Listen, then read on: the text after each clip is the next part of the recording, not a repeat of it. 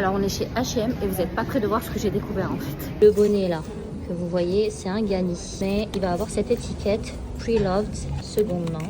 Il y a une partie vintage chez H&M, mais il y a d'autres marques qui sont présentes. Le sac suivant, c'est un Jil Sander, pas donné du tout.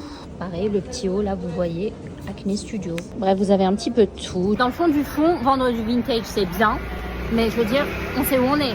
On est chez H&M. On aime, on déteste, on consomme pas du tout, un peu, bref.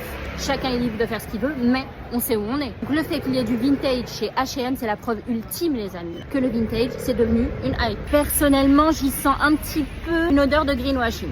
Vite fait. Greenwashing. Je vous mets la définition du greenwashing en dessous. J'ai fait des petites recherches et voici ce que annonce H&M par rapport à ce point-là.